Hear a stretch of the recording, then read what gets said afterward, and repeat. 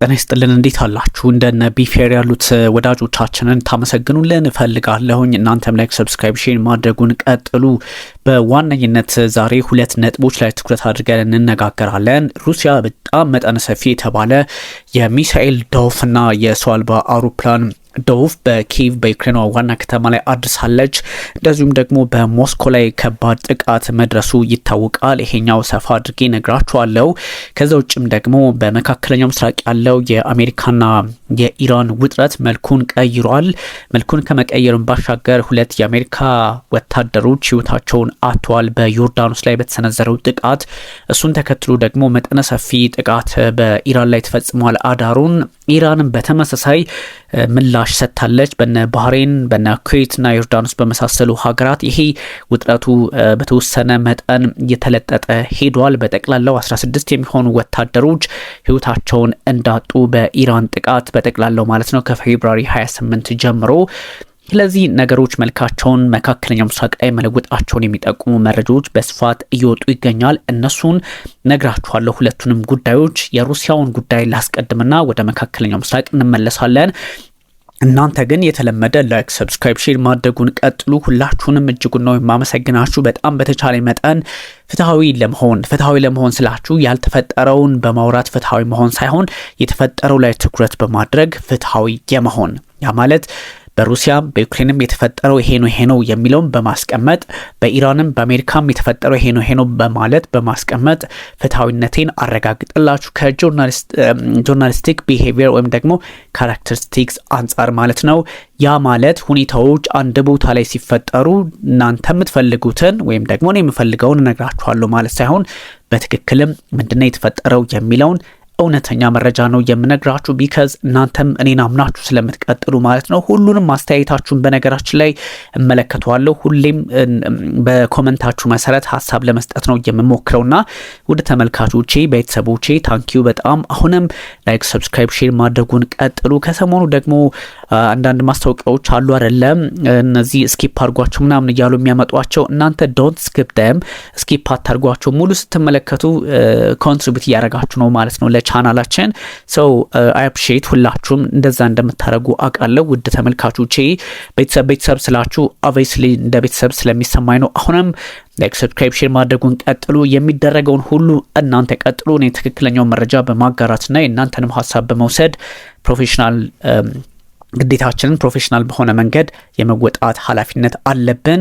ወደ ሩሲያ ጥቃትና ወደ ዩክሬን ድጋሚ ጥቃት ጉዳዮች በመጀመሪያ እንመለስላችሁ ማለት ነው። ሩሲያ እጅግ መጠነ ሰፊ ሜጀር ባሊስቲክ ሚሳይል ጥቃት በኪየቭ በዩክሬኗ ዋና ከተማ ላይ አድርሳለች። ይሄ በጣም ብዙ ሰዎች ዛሬ እየተነጋገሩበት ያለ ጉዳይ ነው። ቅዳሜ ለእሁድ አዳሩን ነው። ለዛውም ንጋት አካባቢ የተፈጸመ ጥቃት ነው። በርካታ ሰዎች እንግዲህ ይህን ጥያቄ እያነሱ ያሉት ፕሬዚዳንት ቭላዲሚር ፑቲን አሁንም አደገኛ ክንዳቸው እንደበረታ እንደቀጠለ ይጠቁማል። ስለዚህ ምን አይነት መፍትሄ ሊያስፈልግ ይችላል በዓለም ፖለቲካ ላይ የሚሉ ጥያቄዎችም መነሳታቸውን ቀጥለዋል። ሩሲያ መጠነ ሰፊ የባሊስቲክ ሚሳይል ዌቭ ኦፍ ነው የሚባለው ጥቃት በዩክሬን ላይ አድርሳለች። በዩክሬን ላይ ብቻ ሳይሆን በዋና ከተማ ካፒታሏ ማለት ነው ኪየቭ ላይ የተሰነዘረው ጥቃት በጣም ብዙ ሰዎችን እያነጋገረ ያለ ጉዳይ ሆኗል። እንደዚህም ሆኖ የህይወቱን ያጣው አንድ ግለሰብ ነው፣ አንድ ሰው ነው። ቢያንስ 14 ሰዎች ደግሞ ኦፊሻሊ መጎዳታቸው ተቀምጧል።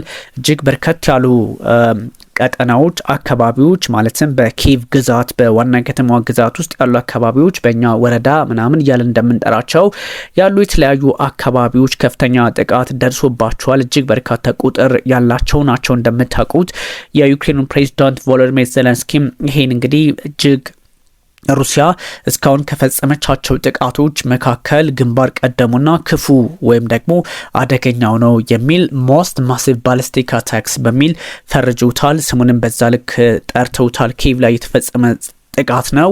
ሩሲያ እንግዲህ እንደምታስታውሱት 2022 ላይ ፌብሩዋሪ 24 አካባቢ ማለት ነው። ያኔ የተጀመረው ጦርነት አንስቶ አሁን ባለ ሁኔታም ከባድ ጥቃት ተብለው ከሚቆጠሩት የሚሳኤል ጥቃቶች መጠነ ሰፊ ላርጅ ስኬል ከሚባሉት ውስጥ አብሮ የሚታይ ሆኗል።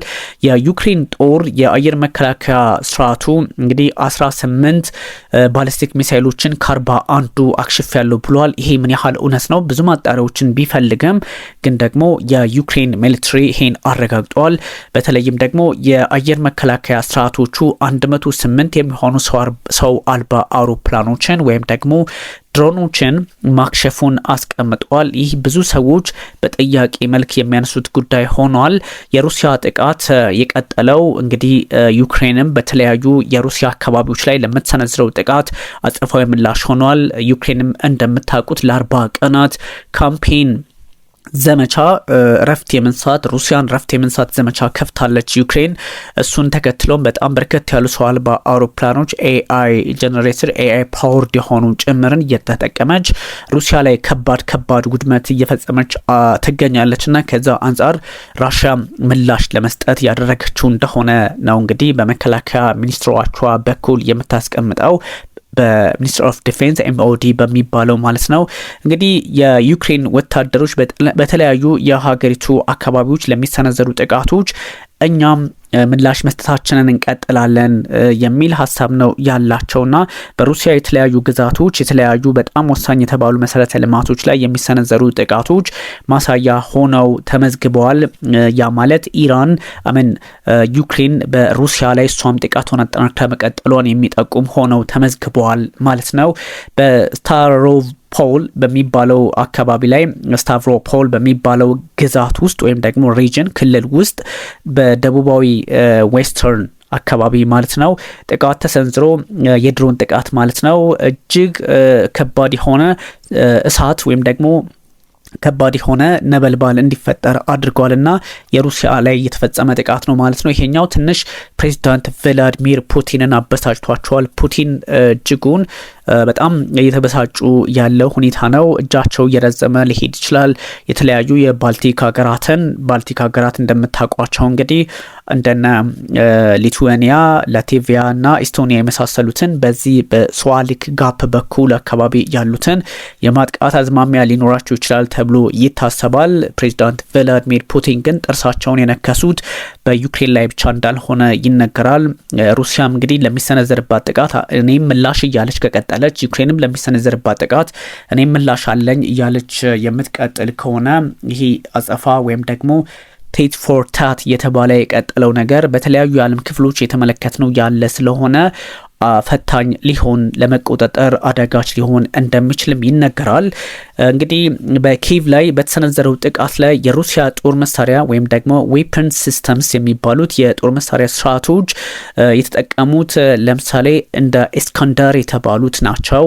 ሃይፐርሶኒክ ዚርከን ሚሳይሎችን ተጠቅመዋል። ከዛም ደግሞ 125 ሰው አልባ አውሮፕላን ድሮኖችን እንደተጠቀሙ የዩክሬን አየር ኃይል ይፋ አድርገዋል። ይሄ እንግዲህ እነ ዚርኮን ሚሳይል፣ እስካንደር ሚሳይል የሚባሉት በጣም ውስብስብ ቴክኖሎጂን እየታጠቁ ናቸው። ረዥም ርቀት ተወንጭፈው ጥቃት መሰንዘር የሚችሉ ናቸውና እነዚህን እንግዲህ ዩክሬን ዲፌንድ ለማድረግ ሞክር ያለው ብላለች። ኦፍኮርስ እንደዚህ አይነት ነገሮች በጦርነት ጊዜ እንደ ፕሮፓጋንዳ የሚታዩ ሊሆኑ ይችላሉ። ግን በብዙ አቅጣጫዎች በብዙ ሚዛኖች ለሚታዩ የፖለቲካ ሁኔታዎችን ለመቋጨት ለሚፈልጉ የምዕራቡ ዓለም ሰዎች ይሄኛው መጥፎ ትርጓሜ ያለው ማለት ነውና በተለይ ደግሞ ይሄኛው እስካንደር የሚባለው ፈታኝ ነው። በጣም ብዙ ጊዜ የሩሲያ ተንቀሳቃሽ ባሊስቲክ ሚሳይል ስርዓት ነው ሾርት ሬንጅ ተደርጎ የሚወሰድ ነው ወይም ደግሞ ሾርት ሬንጅ ባሊስቲክ ሚሳይል ሲስተም ነው የሚባሉት። በዋነኝነት እንግዲህ ዘመናዊ የአየር መከላከያ ስርዓቶች ናቸው፣ ሚሳይል ዲፌንስስ ናቸው ተብሎ ይወሰዳል። ሬንጃቸው ደግሞ እስከ 500 ኪሎ ሜትር ገብተው እየተንቀሳቀሱ ጥቃት የሚሰነዝሩ እንደሆኑ ይታወቃል። ኔቶ ደግሞ የሚላቸው ኤስኤስ 26 ስቶን የሚል ስም ይሰጣቸዋልና እጅግ እስካንደሮች ከባድ ናቸው ለማለት ነውና በጣም ሃይሊ ፕሮሚነንት የሩሲያ ሀብቶች ፕሪሲሽን ስትራይክ በመጠቀም ወይም ደግሞ ለይተው በመምታት የሚታወቁ ናቸውና ሩሲያም በዚህ ልክ ትኩራራባቸዋለች። ኤስከንደር ኤም የሚባላል፣ ኤስከንደር ኬ የሚባላል። እነዚህ በጣም እጅግ አደገኞች ናቸውና ኢላማቸውን ጠብቀው የሚተኩሱ ናቸውና ሁለቱም ባሊስቲክ ሚሳይሎች ናቸው። ባጭሩ ባሊስቲክ ሚሳይል እስከንደር ኤም የሚባለው፣ ክሩዝ ደግሞ እስከንደር ኬ የሚባለው ማለት ነው። ኬሪንግ ኮንቨንሽናል ኤንድ ኒውክሊየር ዋርሄድስ ነው። መደበኛ የጦር መሳሪያ እንግዲህ አረጫፎችንም የሚይዙ ናቸው። አት ሴም ታይም ደግሞ የኒውክሊየር ጦር መሳሪያ አረሩን ማለት ነው የሚሸከሙ ስለሆኑ አደገኛ ናቸው ማለት ነው። ይሄ ብዙ ሰዎች በጣም ጥያቄ የሚያነሱት ምን ያህል ለሰው ልጅ ያለማሰብ ተደርገው የሚወሰዱ ናቸውና ትንሽ አስቸጋሪ ነው። 3MT2 ዚርከንን በመባል ደግሞ ይሄኛው ሁለተኛው ማለት ነው የተጠቀሙት ሃይፐር ሶኒክ ዚርከን ሚሳይል የሚባለው ማለት ነው። እሱ ደግሞ ሩሲያ በጣም የምትተማመንበት በጣም ስክራም ጃት የሚባል አይነት ነው። ፓወርድ ነው። ኒውክሊየር ካፓብል ሊሆን ይችላል። ሃይፐርሶኒክ ክሩዝ ሚሳይል ነው እና ሁለቱን ለባህር ኃይልና ለምድር ኃይል ወይም ደግሞ ለየብስ ጥቅም ላይ እንዲውል ተደርጎ የተሰራ ነው እና ትንሽ አስቸጋሪ ነው። ከ6000 እስከ 11000 ኪሎ ሜትር ፐር አወር ሊሄድ የሚችል ነውና ትንሽ ውስብስብ ቴክኖሎጂ ነው ለማለት ነው። ብዙ ሰዎች እንደዚህ አይነት ነገሮች ሲፈጠሩ ቆም ብሎ ማሰብ ያስፈልጋል። እና ፑቲን ቢሆኑ ይህን ማድረግ የለባቸውም የሚል ጥያቄ ያነሳሉ። እንግዲህ እሁድ የኬቭ የዋና ከተማዋ ማለት ነው እሳቸው ከንቲባ አንድ ሀሳብ ሰጥተዋል። እሳቸው ምንድነው ያሉት? ንጹሃን መኖሪያ ቦታዎችና ወይም ደግሞ ነን ሬዚደንሻል ያልሆኑ ሰዎች የማይኖርባቸው ህንጻዎች ወድመዋል በእነዚህ ጥቃቶች የሚል ሀሳብ ነው ያጋሩት። ሱፐርማርኬቶቹን ጨምሮ የተለያዩ ዶርሚተሪስ መኖሪያዎችም ወይም ደግሞ የተለያዩ እንደ ካምፕ የሚያገለግሉ ቦታዎችም ተመተዋል ማለት ነው። ፋየር ፋይተርስ ወይም ደግሞ የእሳት አደጋ ሰራተኞች ብዙ ስራዎች እየሰሩ እንደሆነ ተቀምጧል። ዘለንስኪ ሩሲያ እንግዲህ ቢያንስ እንኳን 1450 የሚሆኑ የድሮን ጥቃቶችና 1640 የሚሆኑ ይሄ ጋይደድ ቦምብ የሚባለው መጥነው የሚመቱና 99 ሚሳይሎችን እንግዲህ ላለፉት ጊዜያት በዩክሬን ላይ እንደተጠቀመች አስቀምጧል። ያ ማለት ነው ፎር the last week ማለት ነው። ፎር the past week ከሰኞ እስከ ቅዳሜ ባለው ጊዜ እሱን ጥቅም ላይ መዋላቸውን ነው ይፋ ያደረጉት። 7 ሞትና 25 ሰዎች ደግሞ የተጎዱት በታምቦቭ በሚባለው 295 ማይል ወይም 475 ኪሎ ሜትር ሞስኮ ደቡብ ምስራቅ ርቀት ላይ የሚገኝ ቦታ ላይ በታምቦቭ ማለት ነው የተሰነዘረው ጥቃት እንዲህን አይነት ጉዳት ፈጽሟል። 25 ሰዎችን ጎድተዋል፣ 7 ሰዎችንም እንደዚሁ ህይወት ቀምተዋል ማለት ነው። ይሄኛው ዴዝ እንግዲህ 30 ከዛን ደግሞ አንድ ህይወት ማለፍ ከዛ 37 ጉዳቶች ደግሞ በዋይልድ ቤርስ ዌርሃውስ ላይ ወይም ደግሞ ዌርሃውስ ያው እንደ መጋዘን አይነት ነገር ነው። እሱ ላይ የተፈጸመ ጥቃትም እንደዚሁ 37 ሰዎችን ጎድቷል፣ አንድ ሰውን አጥፍቷል። በዋይልድ ቤርስ ላይ ነው። ዋይልድ ቤርስ ማለት ባጭሩ ልክ እንደ አማዞን የኢኩቫለንት የሆነ ነው። ልክ ለምዕራቡ ዓለም አማዞን እንደምንለው አሜሪካ አማዞን እንደሚባለው የሩሲያ አማዞን ማለት እንችላለን። ዋይልድ ቤርስ የሚባለው በኤሌክትሮስታል ግዛት ላይ የተፈጸመ ጥቃት ሆኖ ተመዝግቧል። ብዙ ሰዎች ይህን ነገር እንግዲህ በእርግጥም ፕሬዚዳንት ቮሎዲሚር ዘለንስኪ ጫና እየፈጠሩ ነው የሚለውን ለመውሰድም ተገደዋል ማለት ነው። ስለዚህ ሳተርዴይ ላይ ቅዳሜ ማለት ነው ዘለንስኪና ሳይድ ዘለንስኪ ያሉትን ነው ምነግራችሁ። ዩክሬን በተለያዩ አካባቢዎች ላይ ሩሲያ ለምትፈጽምባቸው የንጹሃን መሰረተ ልማት ጥቃትና እንደዚህ ኮሚኒቲዎች ላይ ለምትፈጥረው ጫና የተሰጠ ምላሽ ነው በሚል እንግዲህ በ7 ሰዎች በጠቅላላው 8 ሰዎች በጠቅላላው ደግሞ 37 እና 25ን ስደምሩት የሚመጣው ቁጥር እንግዲህ እንደምታውቁት ነው 60 ምናምን ሰዎች ህይወታቸውን ጉዳት ደርሶባቸዋል። ይሄን ያደረግነው እንግዲህ እኛም ማጸፋ ለመስጠት ነው ብለዋል። ስለዚህ እንደዚህ አይነት ሁኔታዎች እጅግ አስቸጋሪ አጋጣሚ ሊፈጥሩ እንደሚችሉ ግልጽ ነው። በነገራችን ላይ ዋይልድ ቤርስ የሚባለው ልክ እንግዲህ የሩሲያ ኢኩቫለንት ኦፍ አማዞን እንዳልኳችሁ ልክ የሩሲያ አማዞን ብላችሁ ውሰዱትና ይሄኛው RWB ቡድን አለ፣ ግሩፕ አለ። እንግዲህ ኮምባይን ያረጋቸው የራሻውን እንግዲህ እንደ አማዞን ብለን መውሰድ የምንችለው ኩባንያ ዋይልድ በሪስ እና በጣም የተለያዩ ሩስ የተባሉ ኩባንያዎችን በማጠቃለል አብሮ ኮምባይን ሲያደርገው ወይም አንድ ላይ ሲታይ 12.6 ቢሊዮን የአሜሪካ ዶላር እንግዲህ አቅም እንዳለው 2026 ላይ የፎርብስ ራሻ ያስነበበው ነበርና ከዛ አንጻር ትልቅ እንትን ልንመለከትበት እንችላለንና እሱ ነው የተመታው ማለት ነው። ዩክሬን እንግዲህ የሩሲያ ኦይል እና የጋዝ የነዳጅና የጋዝ ቦታዎችን ኢላማ እያደረገች መቀጠሏንም እንደዚሁ ይፋ ያደረገ ነው ማለት ነው። እንደዚህ አይነት ሁኔታዎች በነገራችን ላይ ፖለቲካ ላይ መልኩን እየለወጠ አንዳንድ አስቸጋሪ ሁኔታዎችን በሩሲያና በዩክሬን አካባቢ ያለውን ሁኔታዎች ትንሽ መልኩን ሊቀይር ይችላል። ሩሲያ እንግዲህ በዩክሬን ላይ የተፈጸሙ ጥቃቶችን ሌተስት ዩክሬናን ባሬጅ ወይም ጥቃት ደግሞ የድሮንና የሚሳይል ጥቃቶች እንግዲህ የት ቦታ ላይ እንደተሰነዘሩ ባትልፊልድ ላይ ምን እንደተፈጸመ የተለያዩ ቦታዎችን ዘርዝሮ ደግሞ አስቀምጧል ማለት ነው የዩክሬን ኃይል። ስለዚህ እነዚህ ሁኔታዎች የትና የት ቦታ ላይ በምን አጋጣሚ ምን አይነት ስራ ላይ ሊሰሩ እንደሚችሉ ብዙ አጋጣሚዎችን ለማስረዳት ይሞክራሉ። ግን በተወሰነ መጠን ደግሞ የራሽያም ጥቃት ተጠናክሮ መቀጠሉን የሚያሳዩ መረጃዎች እየተመለከትን ይገኛል። ብዙ አይነት የጦር መሳሪያ ስርዓቶችንም እንደዚሁ አውደመናል እያሉ ይገኛል። እንግዲህ አኮርዲንግ ቱ ደ ሚኒስትሪ እንደ መከላከያ ሚኒስትሩ ከሆነ በዩክሬን ውስጥ ያሉ ታርጌቶች ምንድን ናቸው የሚለውንም ይፋ አድርጓል።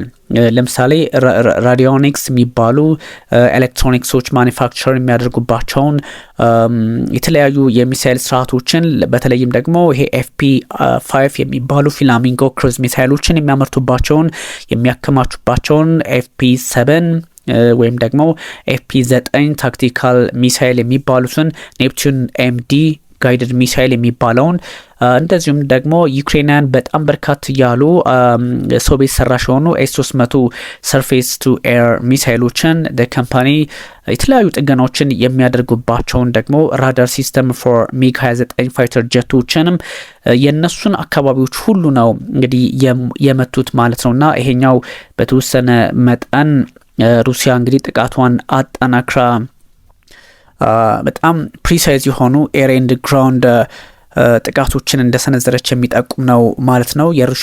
የሩሲያ ዲፌንስ ሚኒስትር በጣም ዘርዘር ያሉ ጥቃቶችን ቦታዎችን እነዚህ ናቸው ብሎ አስቀምጧል ማለት ነው። እንደዚህ አይነት ነገሮች እንግዲህ የሁለቱም በኩል የሽብር ጥቃት እየተባሉ የሚቀጥሉ ሆነዋል። ብዙ ነገሮችን ዓለማችን እንግዲህ ልትመለከተው የምችልበት አሉታዊ የፖለቲካ አውድ መፈጠሩን የሚጠቁም ነው። እንግዲህ ሰፋ አድርጌ የነገርኳችሁ ምናልባት ራሽያና ዩክሬን የተረሳ የሚመስል ውጥረት ውስጥ መሆናቸውን ጭምር ለማሳየት ነው። ውድ ተመልካቾቻችን ይሄኛው እንግዲህ በሩሲያና በዩክሬን መካከል ያለውን ውጥረት በሁለቱ ኃይላት መካከል ያለውን ውጥረት የሚያሳይ ነገር ነው።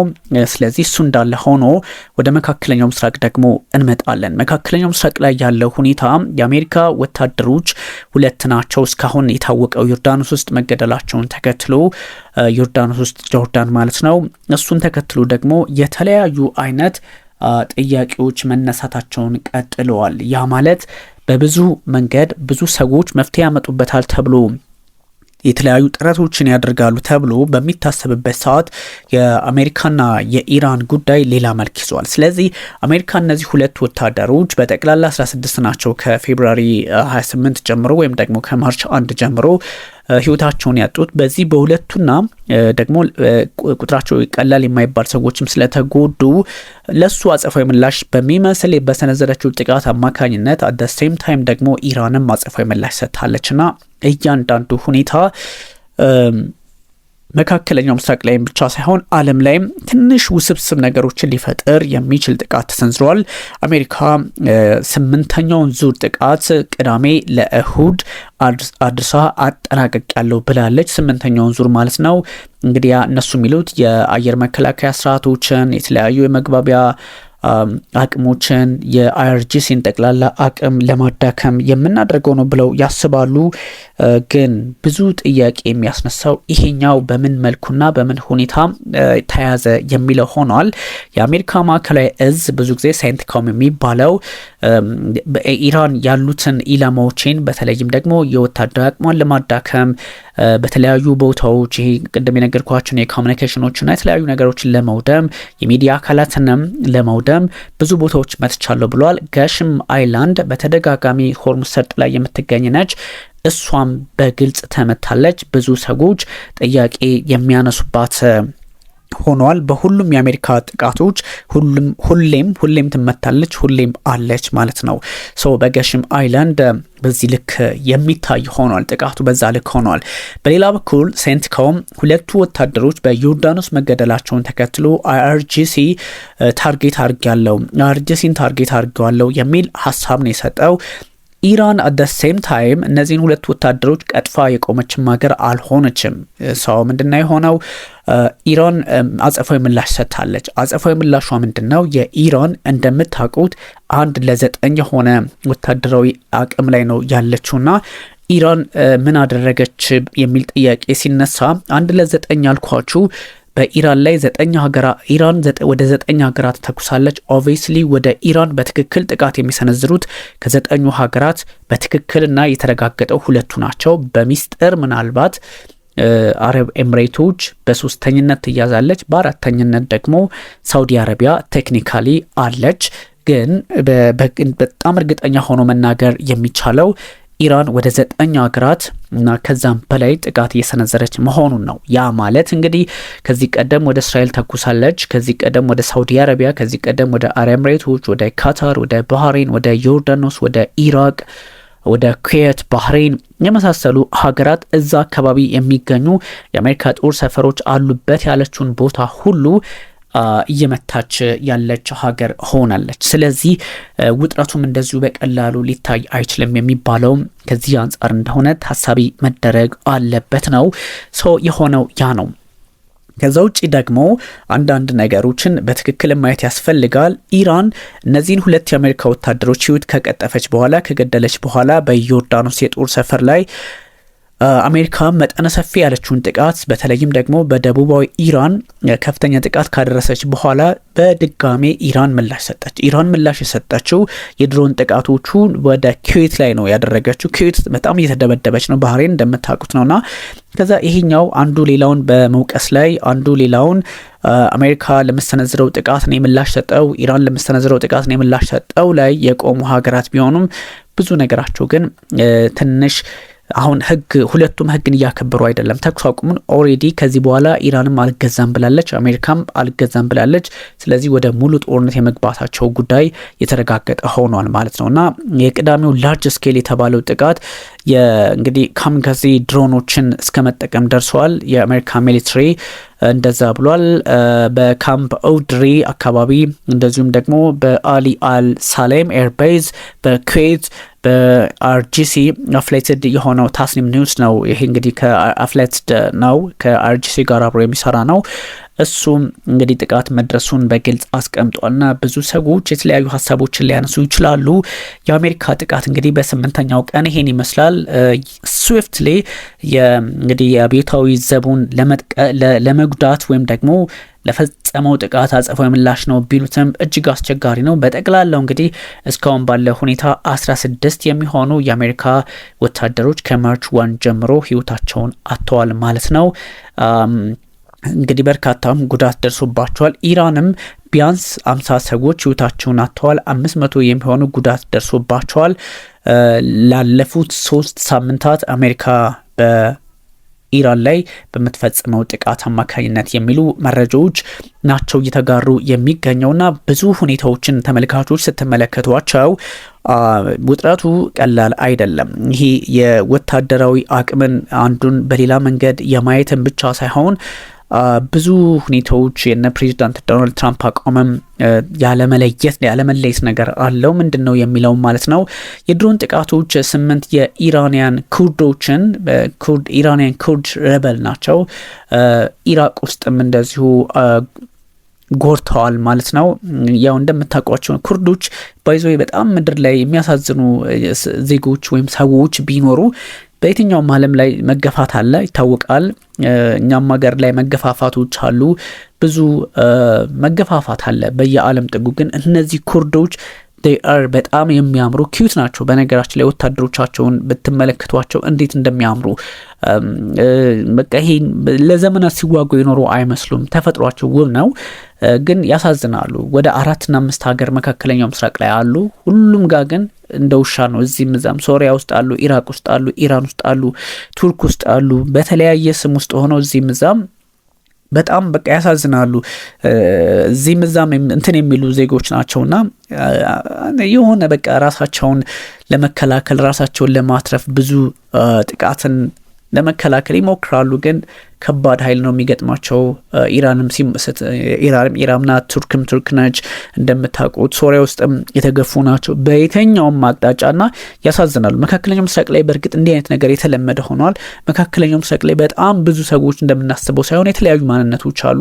ለምሳሌ ፋርሶቹን፣ ኩርዶቹንና አይሁዶቹን እንኳን ብንወስድ በጣም ለየት ያሉ ናቸው። ሌላ ማህበረሰቦችም አሉ እንደምታውቁትና ብዙ ሰው እዛ አካባቢ ማንነቱ ሙስሊም ብቻ ወይም ደግሞ አረቢክ ብቻ ተደርጎ የሚወሰድ ስላለ ማለት ነው።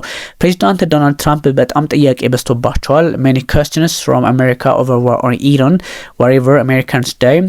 It raises the stake politically, but this is unpopular war here in this country. አሜሪካ ላይ unpopular ነው፣ ፖፑላር አይደለም፣ የሚወደድ ጦርነት አይደለም። ትራምፕ ጦርነት መቀስቀስ የለባቸውም ተብሎ ነው የሚወሰደው። ትራምፕ ግን ጦርነቱ ልክ ነው ብለው ያስባሉ። በጣም ግን በሚገርም ሁኔታ ዜጎች በማለቃቸው እኛ እንጸጸታለንም ብቻ ሳይሆን ትራምፕም ዋጋ መክፈል አለባቸው የሚል ጥያቄ ይነሳል። MQ-9 ድሮን እንግዲህ ተመቷል። the same time IRGC ነው ይፋ ያደረገው MQ-9 ሪአፐር ድሮኖች መመታታቸው ሰው አልባ አውሮፕላናቸው እንግዲህ እጅግ በርከት ያሉ ናቸው። ሞር ዛን 150 አይነቶች 30 MQ-9ን ጨምሮ እንግዲህ ኢራን ከዚህ ቀደም መምታቷን ይፋ አድርጋለች። IRGC ቅዱስ ፎርስ ማለት ነው። የቃሲም ሱሌማኒ ኮማንደር MQ-9 በመጠቀም ነበር ባግዳድ ላይ ጃንዋሪ 2020 ላይ ወይም ደግሞ በ2020 ከ6 ዓመት በፊት ጥቃት የሰነዘሩት የሚል እምነት አላቸውና IRGC እሱን ነገር አድርግ ያለው በሚል ሀሳብ ሰጥቷል። ትራምፕ says he couldn't care less about Iran's interim deal withdrawal ያው እንግዲህ ትተውታል። ኢራን እየተዋጋው መቀጠል አልችልም በሚል መደራደርን አልቀጥልበትም በሚል ሀሳብም ሰጥታለች። እነዚህ ሁኔታዎች እንግዲህ መካከለኛው ምስራቅ ላይ ብዙ አይነት የጦርነት አውዶች የተፈጠሩበት አሉታዊ አጋጣሚ ተፈጥሯል። ውድ ተመልካቾቻችን እንግዲህ ለነበረው ጊዜ ዘለግ ያለ ጊዜ ወስጄ እኔም እናንተ ጋር እንደዚህ ሰፊ ሀሳብ ለመወያየት ስለበቃውኝ I'm really happy። እናንተም ላይክ፣ ሰብስክራይብ፣ ሼር ማድረጉን ቀጥሉ። የመካከለኛው ምስራቅ ውጥረት መልኩን እየቀየረ እንደዚሁም ደግሞ የራሻ ውጥረት መልኩን እየቀየረ መሄዱን ግን ሁላችንም ታሳቢ እንድናደርገው ፈልጋለሁኝ። ውድ ተመልካቾቻችን ለነበረን ጊዜ እጅጉን አመሰግናችኋለሁ።